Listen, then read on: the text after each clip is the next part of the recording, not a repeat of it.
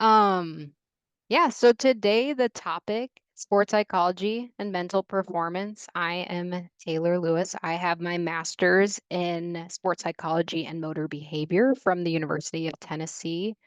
I'm originally from Minnesota, and then I went to undergrad at Winona State University, which is in southern Minnesota, where I actually have a degree in Spanish and then exercise science. And then I wanted to learn a bit more about the mental side. After grad school, I then worked for the military for 3 years. I was never enlisted, but I was a civilian contractor. So the military is actually the biggest employer for sports psychology professionals. So I went to Missouri at a basic training site, worked there for 3 years, working with new recruits because that's mostly basic training. I definitely worked with some leadership there too as well. And then moved back home to Minnesota where most of my sport psychology work right now is on the side. I also taught for a school here for a couple years, a summer course for them. So, let me see. There we go. Okay. Objectives. So, what I really want to hit at today is defining sports psychology and mental performance. Explore what sports psychology looks like today in our world. Break down sports psychology skills versus strategies. And then we're going to actually discuss a skill and a strategy that we can use. So, the skill that I've chosen is mindfulness. So, sports psychology is the study of psychological principles and their impact on sport and performance. And then mental performance is the application. So, how we apply and develop the psychological skills, attitudes, perspectives that lead to optimal performance. One thing I do want to note here is that um, it's not just sports psychology. We were talking about this a little earlier, but we can use these skills in anything. And I'll talk a little bit about the kind of populations where this is big, but it's not just about sports. It can be about musicians, actors, coaches. These skills you can use when you're studying for an exam.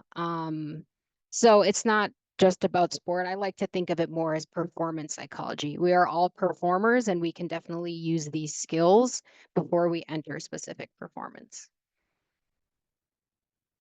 So, sports psychology today, kind of what it looks like.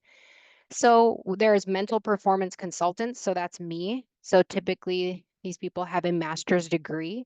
There is a certified mental performance consultant, and that is through the Association of Applied Sports Psychology. So, you have to take specific um, classes, and then you work with a mentor to get hours, and then you sit for an exam and you become certified. So that's what I have done. But there are mental performance consultants that aren't certified. There's no like legal governing body saying that you need to be certified, but obviously if someone has that certification, it shows kind of what courses they went through and that they had that mentorship from somebody who's certified. Um, so you're able to see their background. And then with sports psychologists, these are licensed psychologists. So I am not a licensed psychologist. I make sure I tell people you can't legally call me a sports psychologist because I did not get my doctorate. Um, and I do not have that training. Typically, the ideal sports psychologist, obviously, is a licensed psychologist, and then they might have that CMPC as well, or they've done sports specific training. When it comes to what sports psychology looks like today, I've added a few photos in there, but there's the military, which I touched on, the biggest employer for sports psychology professionals. Baseball, I would say most professional baseball teams have a mental performance consultant or a sports psychologist that they've hired that travels with the team, that goes and works with the minor league teams as well. Golf is really big in mental performance. Hockey, I've noticed that a lot of NHL teams are now hiring. Um, golf, or I already said golf. Tennis is another big one. Those are probably the ones that really notice the big differences and the great impact it can have to have a full-time mental performance consultant on the team. And we're definitely seeing it more in other sports, football, kickers. A lot of kickers work with mental performance consultants, gymnasts as well. For some people in the field, they're employed by the team full time. Sometimes an individual athlete will search out for somebody. So it works differently. You can work one on one with people, you can work at a team setting.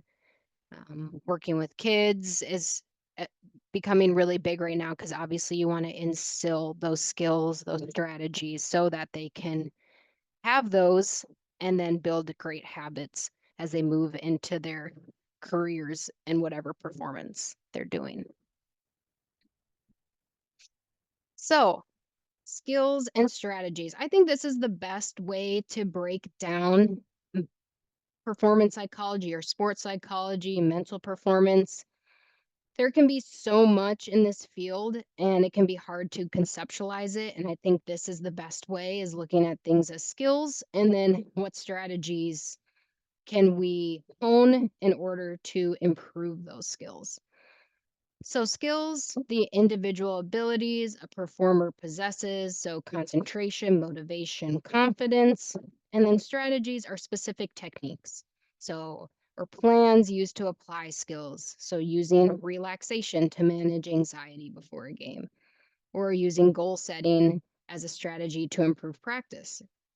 Skills are the mental building blocks, and then strategies of uh, are how you construct them into a framework for performance. So we're really wanting to look at, okay, what skills do I need in a specific performance? Awesome. You can maybe find 4 or 5, and then figuring out what strategies can help you hone those skills. So here's an example of a few more skills. Confidence. So the confidence you have in your performance, concentration and focus. In concentration and focus, um, you'll find like a lot of coaches or maybe leaders say, oh, you need to focus. Well, what does that mean? What do I need to focus on? So it's not just about focusing, it's about knowing what to focus on at that given moment in order to improve your performance. Motivation is a big one. So, how are you staying motivated? Where do you find that drive? And then arousal regulation. So, are you getting way too happy? Are you getting way too upset? Self-talk control. So, we'll actually go into this a little bit more. Emotional regulation. So, that goes in with that arousal regulation as well. Imagery. So, seeing the pictures in your mind, and then mindfulness, which we will dive deeper in with that.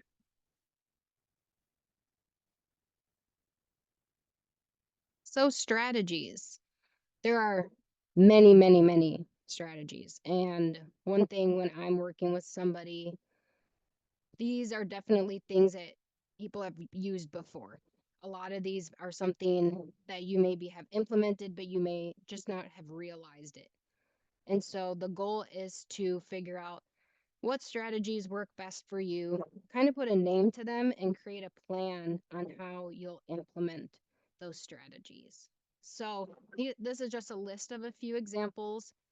I'm guessing a lot of us have heard of SMART goals. SMART goals have been around for a long time. So you want to make them specific, measurable. We the A has gone back and forth. I really like the action focused, realistic, and then time oriented. There's a new goal setting technique coming that's increasing popularity, but it's WHOOP. So I have a picture up here, the top left. So wish is your goal. We got a question? Yeah. Shante, go ahead. Your me No, I was, asking if you could move your mic down. All of a sudden, I had lost you. I Yeah, couldn't you hear the you. the sound of your voice is kind of Yeah, going down a little bit. Oh, is that good? that's better. Okay. Is it Okay. staticky at all? Or are we good? No, it was fine, and then just all of a sudden, you Okay. became low. Okay, All right. we're Perfect. good. Okay. Okay. Thank you for that. So SMART goals. Um, I think a lot of us have heard of those. So specific, measurable, action focused for the A, realistic, and then T, time bound. Whoop is a new one that's gained popularity. So I have this picture up in the top left. So which is your goal? And then Whoop likes you to use imagery. So the outcome is you kind of visualizing what is it going to feel like when I achieve this goal? And then what I really like about this goal setting framework is the obstacle part. Because a lot of times we don't think about the obstacle. We just think about what do I want and really kind of the plan to get there, but we don't necessarily think about what's likely to get in the way. And I think oftentimes we know what obstacles we're going to run into. It's just scary to acknowledge them because then we have to figure out how to work through it. But with Whoop, you're figuring out what's the main obstacle that I'm going to run into, and then you're going to create a plan for it. So basic, let's say someone wants to work out more. So they've made a plan to work out 4 days a week. So they know they will likely hit an obstacle where they just don't have the motivation. So their plan, I'm going to put my gym bag in front of the door so that I trip over it when I get home, or I'm going to set a timer for 5 minutes where I can sit here and relax. And once that timer goes off, I'm going to the gym. So it's just thinking about what that main obstacle is, creating a plan. So when you run into the obstacle, you already know what the plan is. So you don't have to stress about it. You just do that plan and then make sure you go and take the steps to achieve that goal. Pre-performance routines is another great strategy. I put Michael Phelps down on the left. I'm sure he has a specific pre-performance routine that he's doing before he's swimming. It's probably very specific exactly what he does step by step by step to get into the mindset before the bell rings for him. So I worked a lot with soldiers and we did pre-performance routines out at the range to help calm them down. You'll see it in basketball, NBA. When they're shooting free throws, they have that routine. They spin the ball backwards, dribble it 3 times, and then shoot. It never changes. And there's definitely things going on mentally as well to help them get into that place where they want to be in order to shoot well or in order to perform well. Positive self-talk techniques. We'll touch on this a little bit. Cognitive restructuring. So that's changing your thinking so that it is more effective for the performance you're looking for. Relaxation techniques. So I put in box breathing down at the bottom right. So this is just one of many examples of relaxation techniques where you're inhaling for 4, holding for 4, exhale for 4, hold for 4. Focus drills, and then simulation training, which I have here at the top right. A golfer, they might, be from Minnesota. It's too cold for them to be out. So they found that simulation where they can go and work on their skills.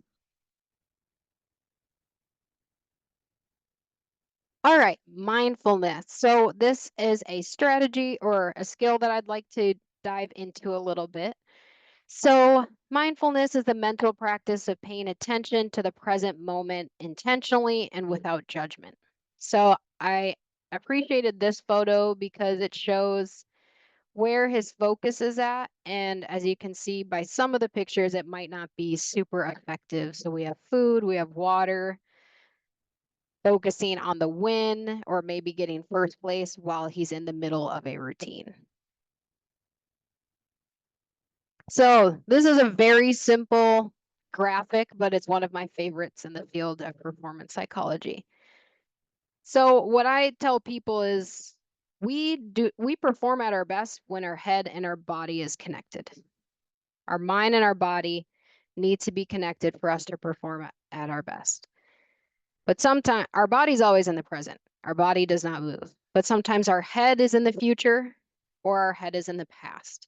And if that is the case, then we're not able to perform optimally. So if you go back to that last figure, you could see his mind was all over the place and not really on his performance. And his body, like I said, is always in the present. So we want to make sure our mind is there as well.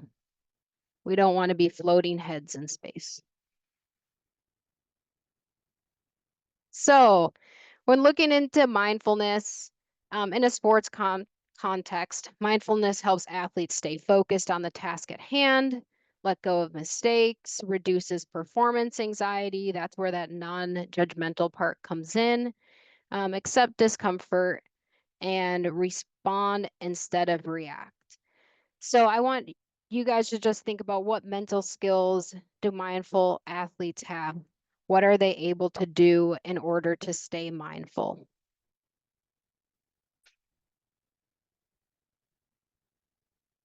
And then I have a few on here.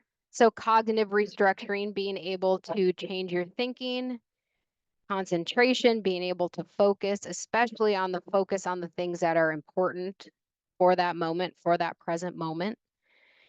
And then arousal regulation, so not getting too amped up or not feeling too calm. And then emotional regulation, not feeling too happy, not feeling too angry, too sad. And then imagery, being able to use imagery to stay in that present moment. So, and then these are the strategies for each skill. So cognitive restructuring, we can use self-talk techniques. Concentration and focus, we can use performance routines. Arousal and regulation, progressive muscle relaxation is a skill or a strategy that can be used. So that's where you are tensing areas of your body and then relax. So you can start from your feet and work all the way up. So tense your feet and then relax them. And then tense your calves and relax them. And that just helps you calm down. You can also use that box breathing that I talked about. Then emotional regulation, deliberate breathing. That's where we can use that box breathing, belly breathing.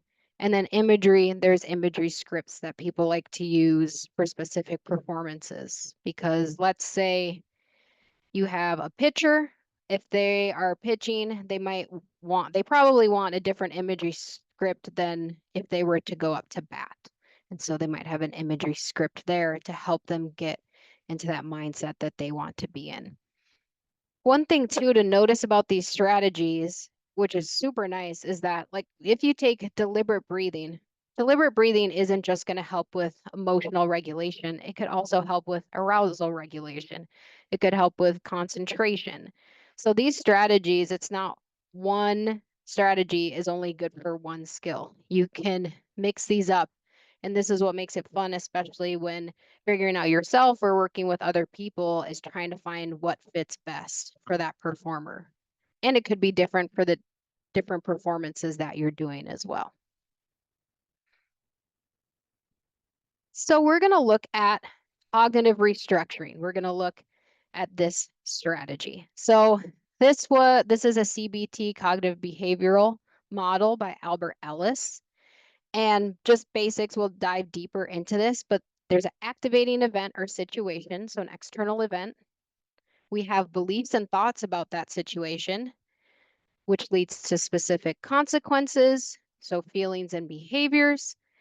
And then D, this is kind of newer, but we dispute, change, reframe our original beliefs in order to get the consequences that we want for that performance. And we'll talk about that. So more basic, this is how I like to show the model. So when something happens externally, how we think about it determines our feelings, emotions, and behaviors. A lot of times people think something happens and that's why I'm mad. This happens, so I'm mad. This happens, so I'm happy. But it's actually the thought that we have that determines our feelings, emotions, and behaviors. So here is an example of two different people, same event. Someone just cut you off in traffic. So let's say this first person has the thought they must have some kind of emergency. What feelings, emotions, and behaviors will you have? You'll probably feel a little jumpy because somebody just cut you off, but you're able to calm down pretty quick because you're assuming that this person has an emergency and they need to go. So behaviors, you may jerk the wheel a little bit because it threw you off. feelings aren't going to be too amped up, or maybe at the beginning, and then you'll calm down pretty quick. Emotions won't get too high. Then we have this other person. Someone just cut you off in traffic. What an inconsiderate jerk. You're probably going to be pretty angry. You're probably going to be thinking about it for a while. You may even drive faster, become more aggressive. That might be your behavior. So as you can see, the same event happened, but how you think about it changes how you react. And this can be mind blowing when you learn it, and it really makes you think about your day and how sometimes it really feels like what somebody does makes you mad, but it really is how you think about it. So I encourage everybody, especially if you find times in your day where you're feeling pretty agitated, pretty anxious. One activity I really like to do, I've done this with teachers, so this is another great example of how this isn't just about sports. I have people write out, what are the emotions you feel most in a day? Or what are the emotions you feel most here at work teaching? So then people write them down. Some are effective, but then you see agitated, anxious, apathetic, and then you can kind of work backwards. So if you're seeing those emotions, what likely are you thinking? If you're anxious a lot at work, what thoughts drive that anxiety? And that's where you can take ownership and figure out, okay, how can I change my thinking so that I'm getting the feelings, the emotions, and behaviors that are effective for my job or for this performance?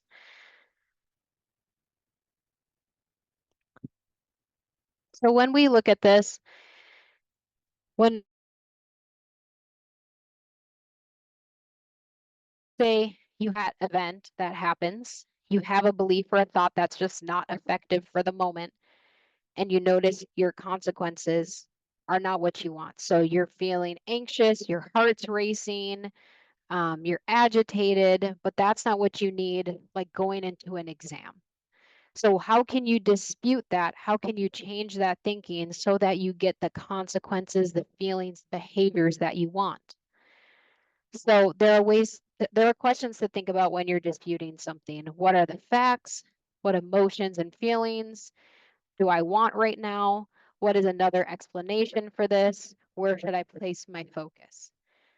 So, for example, someone is up to bat. Oh, I actually think I have it on the next one.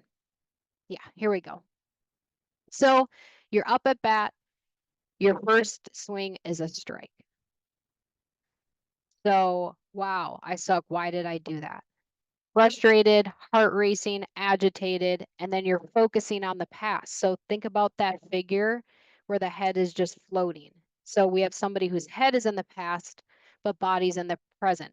Then they notice that heart racing and think, this happens all the time. I trust my training and I'm ready for the next swing. They're calm, refocused, confident, and they're back focused on the present. So before they go up for that next swing, they were able to reframe it.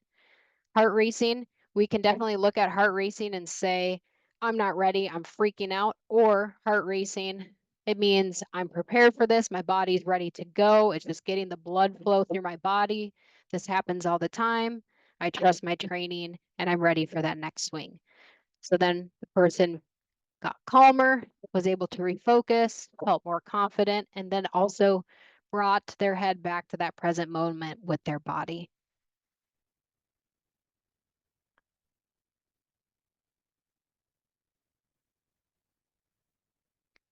And one thing I do want to touch on when it comes to self-talk, positive self-talk, there are also times too where people might find that negative self-talk helps them. So they might need to amp themselves up. They might need to feel a little bit more agitated in order to get the performance that they want. So I want to try to go back.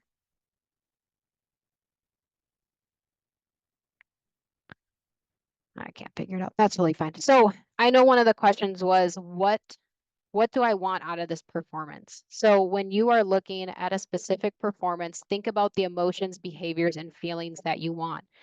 Or if you're going into a heavy lift, you might want to feel angry and really amped up. So more negative self-talk might be what gets you there. So there are different ways we can really look at this. We can look at this proactively. So if I'm going into this performance, how do I want to feel?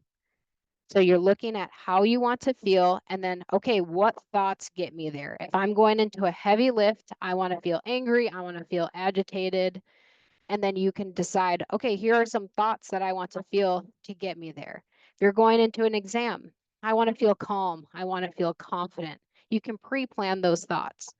Kind of like when I talked about that WHOOP goal setting, figuring out planning. Okay, I'm likely going to feel anxious, but I want to feel calm. I want to feel confident. So now you can plan those thoughts that you have before going into that exam. So we can use it proactively. And then we can also, like this example, you're realizing you're going down a path where it's not going to help you with your performance. So you're able to dispute it, regroup, become mindful, figure out how to get back into the present moment, and then that helps you get to the performance that you're looking for.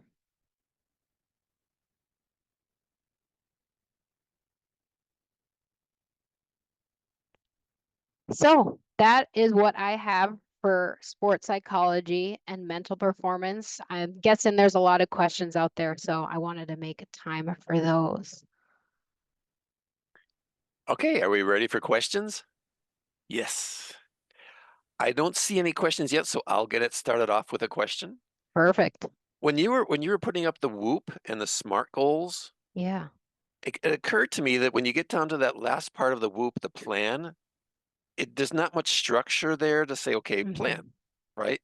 So I Yep. thought, I'll just use the SMART goal Yep. structure to do a smart plan where Uh, you're where you're doing all the measuring, the action focused, time oriented, you're structuring your plan.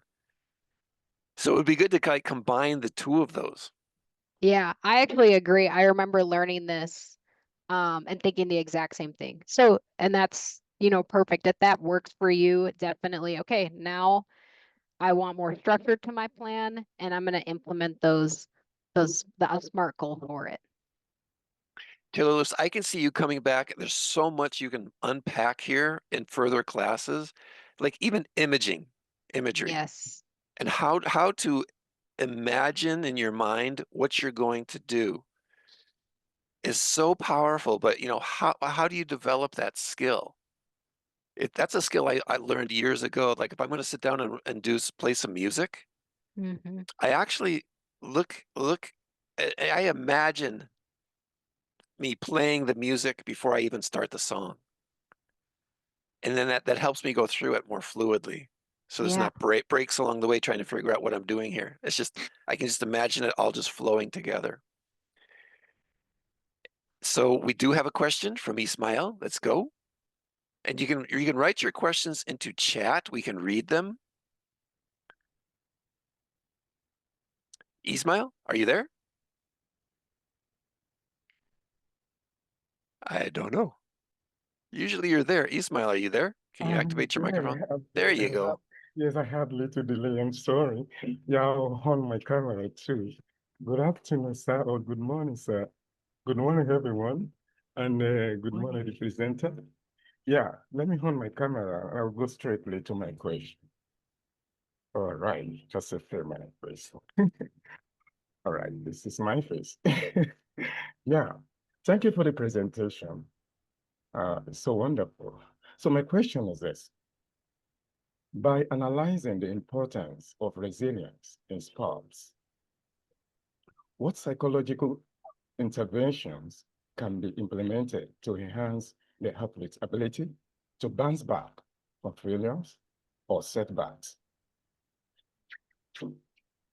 Great question. So this all comes down to why maybe just the mindset that an athlete is in. So we're looking at what might get in the way. So a lot of times it could be that arousal control. So we have a setback that happens. Maybe you become apathetic. So you need to figure out how to care more, how to get more motivated for it. Or we could go the other end where our arousal is just way too heightened and we need to figure out how to calm down. It can also be athletes getting burnt out. So that's when you're sitting with the athlete and saying, okay, why do you love this? What do you love about the sport? And then how can we kind of change practice, or how can we change the mindset? So cognitive restructuring to figure out how can we change so that you find that motivation and able to step up to that setback. So it really depends on kind of the mindset that an athlete has, but really I would say any of these strategies can be used to help somebody come back from a setback. It's just thinking about, one, is this setback, like when we're looking at somebody up to bat, do they need to figure out right away they're about to swing again? So maybe they have one strategy that they use so that they're able to bounce back. And that could be like a motto or a phrase like, I got this, I'm confident, trust your training. Or is it something that is kind of longer term? And that's when we can kind of dive deeper into more strategies, like I was talking about with the burnout. So there's no like perfect answer for it, but luckily a lot of these skills can help athletes after they have that setback. Yeah. Thank you so much. I'm grateful. Yeah, absolutely. Thank you for your question, Ismail. I have a question about, I don't understand how you can have too much arousal when you're going to go into performance. Like, if you know of Karsten Warholm, who's the world record holder in the 400-meter hurdles, right before the race, he's hitting himself, he's screaming, he's getting himself super aroused and just building up his energy super high. And so that when he sits down and he's ready to go, his body's just pumping. And then he Mhm. breaks the world record. He smashes the world record. Why do you want to control arousal? So I'll give you a personal example. I was a gymnast, and every gymnast has it's a series, so two skills connected that they have to do on the balance beam. And it scared me, always scared me, as long as I did gymnastics. And I would get myself super amped up before I would do that skill. But a balance beam was 4 inches wide. So I would just throw myself backwards and I was never able to actually stay on because I was just too amped and I lost that control. So I needed to figure out how to amp myself up, but also control myself as well, have control over my body, have control over the skill. So there are definitely some performances where I like to look at it as a scale of 0 to 10, 0 being your sleep, 10 to being the most amped up that you've ever been in your life, and figure out what you want to be for a specific performance. So yeah, running, it would make sense. Someone wants to be super amped up, but even with hurdles, I could see a different hurdler. If they do that, then they're just knocking it over or not being precise in their movement over the hurdle. So they might want to be more at an 8 out of a 10. So it really depends on the person and what performance is.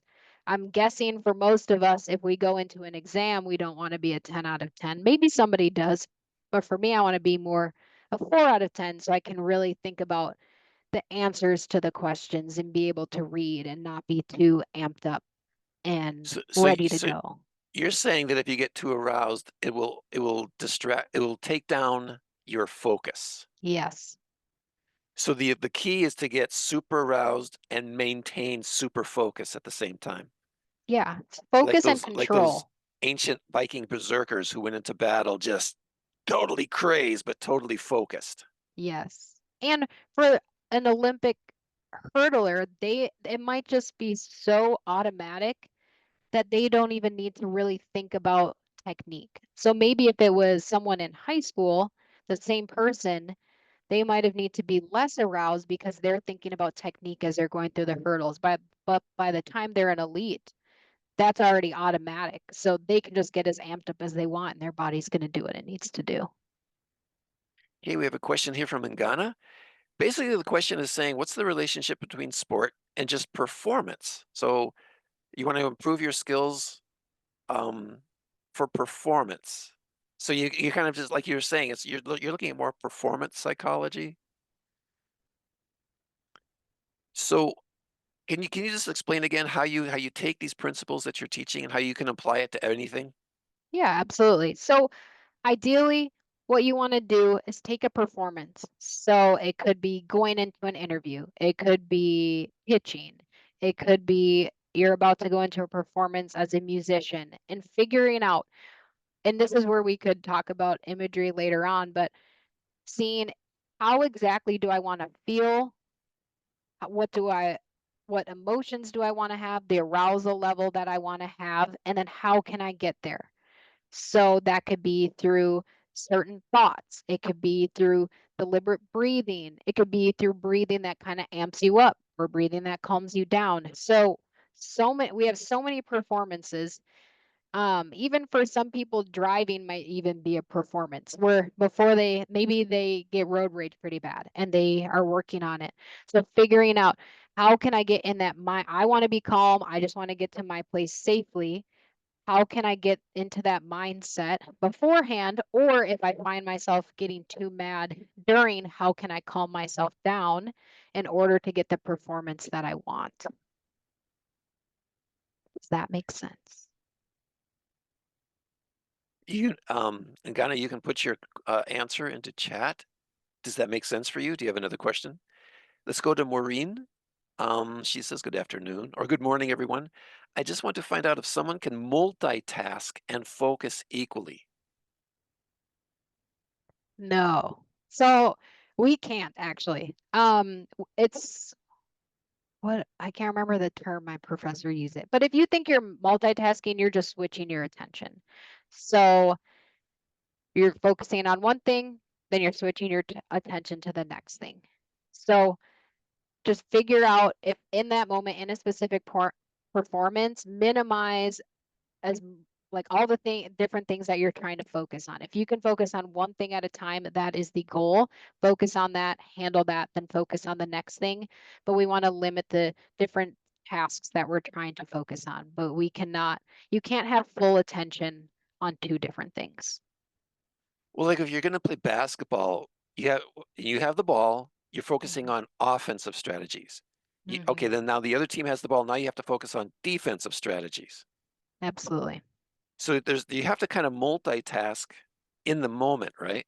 You have to be able to switch. And when you switch, your focus needs to be 100% there. And this could be super fast, like within seconds. But the goal is when you're switching that attention, you're able to put your full focus, full attention there, and then, oh, offense, okay, switch quickly. So we can work on switching and being more effective,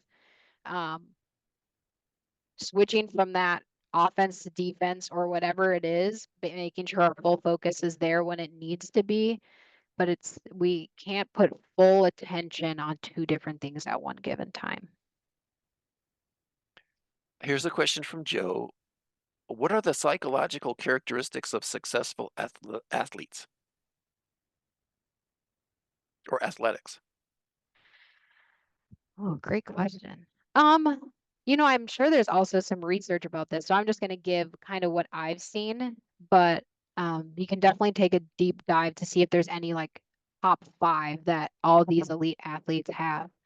But being able to stay emotionally regulated, I would say, is a huge one. So figuring out, like we talked about, where do I want to be emotionally and that arousal level, and figuring out how to get there and how to stay there. Focus, so being or mindful, I would say, which ties in with that focus, but knowing what to focus on at that given moment. So what do I need to be thinking about at this time during my performance, before my performance, and after my performance? And then I would also say, well, I guess this wouldn't necessarily be psychological, but just making sure that you're prioritizing correctly. So pre-performance, that's all I'm worried about right now is what I need to do for my pre-performance, during what I need to do during my performance, and then after. So that can also tie with that focus and concentration. But I would say those would be the big ones for successful athletes. Okay, let's go to Suntum. Hasn't asked a question yet. We have Well done. Good afternoon for my Good colleagues. afternoon. My question, I would like to go directly. I would like to go directly to make one example, like the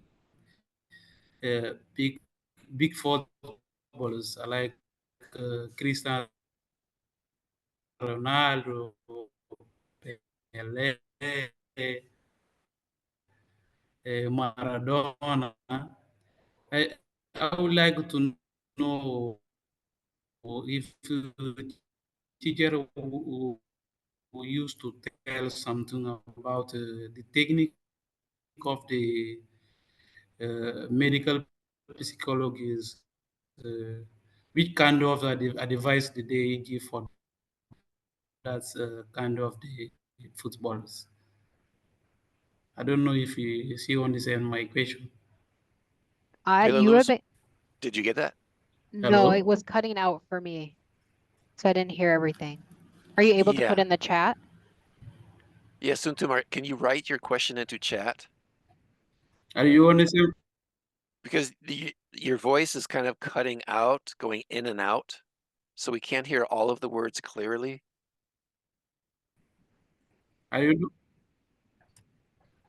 footballers like Cristiano Yeah, Ronaldo, Pele, right. and the others? In my case, when I would like to know which kind of the advice they receive normally to get as them medical. There was the critical words we did not hear.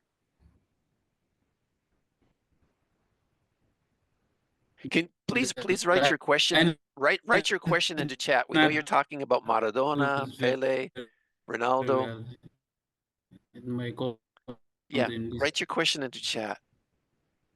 Okay.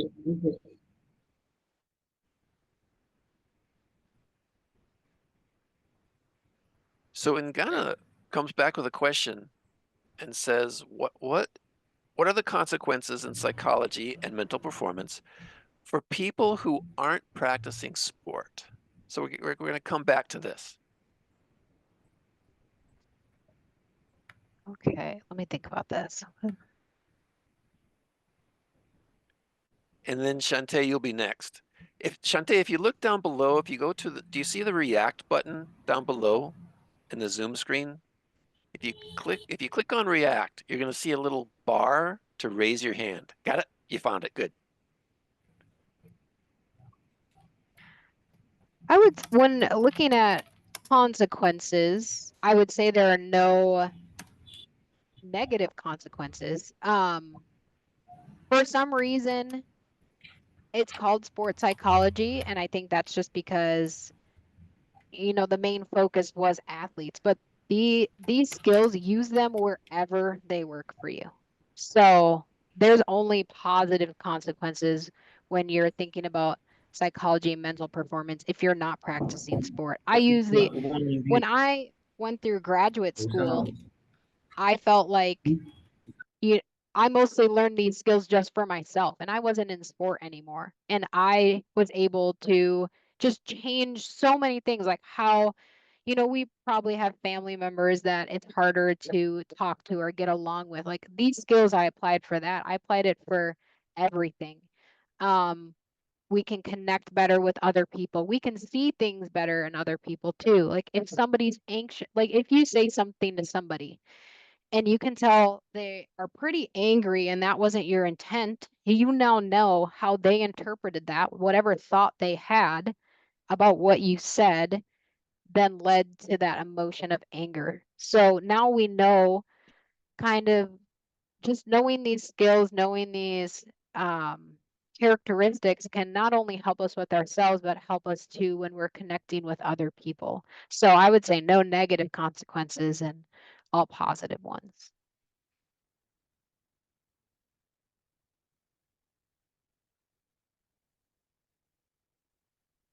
Oh, Shantae, are you there? There you go. Let's go to Shantae. Been waiting to ask a question. Yes. Hello, everyone. Taylor, thank you for that great presentation. Um, a, a comment I would like to make is everything that was discussed. I loved how you related it to life and not just athletes. Everything that's discussed, everyone can benefit from. So my question to you is go back when we were during the time of COVID, and this is just dealing with life.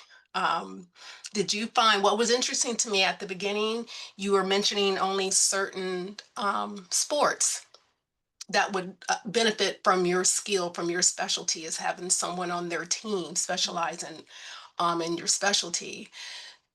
Have you found that over time it's more and more, or is it because of perhaps COVID? Is it because of the way life is now? Like, tell me the growth of this field, because your specialty should be in everyone's life, is what I'm trying to say. Does that make sense, Taylor? Yeah, absolutely. Okay, so talk to me about the growth and why aren't you everywhere? Great question. So we first off, going back to talking about the teams that hire somebody full time, I Mhm, truly I agree. Yes, I think someone like me could be everywhere. Like when I was with the military, we were brought in to talk to hospital staff. So yes. it's not, yeah. And really what it comes down to is money. It comes down to money and what people are prioritizing. Because if you're Mhm, hiring somebody full time, you then have to find that full time salary. And I would say another reason too is people, I would say a lot of people are starting now to see the benefit. But there was that old school thought mhm, of you either have it or you don't, especially when it comes to athletes. Like this athlete doesn't have it. And it wasn't really talked about like, hey, we can actually bring somebody in who can help hone these skills. Or sometimes coaches just feel like they can handle it themselves.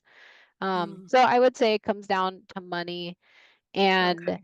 it also on our end, we have to be salesmen for sure. We have to walk into Mhm, places and say, hey, this is what I do, and this is how I can help you. And there's just not a lot of us either in this field. Um, so that might be why as well. But I okay. do think it will grow for sure, Mhm, especially like when I found out professional hockey teams were hiring, that actually surprised me quite a bit because it really has been mostly sports, like really like it's easy to tell that they're mental sports, mhm, tennis, golf, gymnastics. So now that we are being brought into more team oriented sports, I think is awesome. And I do believe that it will grow. It's just, yeah, it's slow, time. unfortunately. Okay. All right. Thank you. Yeah. All right. Thank you, Shante. Let's go to Abu Bakar. You have not asked the question yet. Yes, thank you, sir. Thank you. Good afternoon, everyone. Good Today, afternoon. today my questions is how can coaches and athletics work together to improve mental performance? Thank you. Yeah. So I heard that as coaches and athletes, how can they work together? Um, Number one, it's up to the coach to to go and learn these things. Like obviously as a coach, they've probably seen so many, mental performance skills and strategies, but it's up to them to stay knowledgeable because they are there every day with the athlete. So they should know these skills. And they can bring in a mental performance consultant if they want to, but if they don't have the means to do that, um, then it's knowing the skills and then also creating a space, this is the most important, where your athlete feels like they can talk to you, where they feel like they can come up to you and say, hey, I've been struggling with this. A lot of athletes are worried that if they talk about what they're struggling with, the coach will say, they're not mentally ready. I'm not going to put them in. So the coach needs to create that safe space so that an athlete can come up and say, hey, I've been pretty anxious pitching, or I've been pretty anxious with this position, or I haven't been confident, or I haven't been motivated. So creating that space, and then a coach should have a kind of a toolbox or even a referral. So let's say they're not able to hire someone like me. They can say, hey, I know of a mental performance consultant. I'm going to connect you with them. So the coach should be able to recognize it, be able to know, okay, am I competent or not in this field? And if not, be able to refer. And then always just have an environment where somebody feels safe to talk to them. That is the number one thing. Okay, thank you, sir. Thank you Great, so thank much. you for the question. Okay, we've got Soon Toom's question in chat. He wrote it to me. He wants to know the methodology with the professional footballer, like for the like the star player of the team, like Cristiano Ronaldo or Maradona or Messi, right? Mhm. What changes when you have your star player? Do you have to change any of your psychology on that? Change it for the player Yeah, themselves. yeah. How would you deal with the psychology of like the star player on the team who's holding like a lot of responsibility to be like the team leader? Is there anything you have to change in their psychology?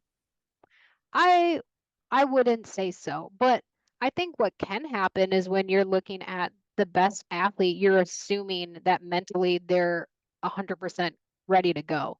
So I would just make sure, like, no matter who the athlete is, you're checking in, making sure they have the skills, have the strategies, are using them, or are talking to the right person. But I wouldn't say anything needs to change because they're the star player, but if they come to you with certain concerns, definitely approach it like you would anybody else, any other athlete. And for the other players on the team, would it be like a mistake to say, just follow Maradona? Would that be a I would, mistake? you know, it depends. It depends on the team culture because, like we see this just in general, like it's with social media. You can look at somebody's social media and say, oh, they're doing awesome. I'm going to try to be like them, but we don't know what's going on behind the scenes. We don't know what's going on, in their head. So let's say the star player, for him, what works best is negative self-talk. That's just how he prefers it. And someone says, okay, be like him, and you suddenly implement negative self-talk, and that is not what you need for a performance, then I would say no.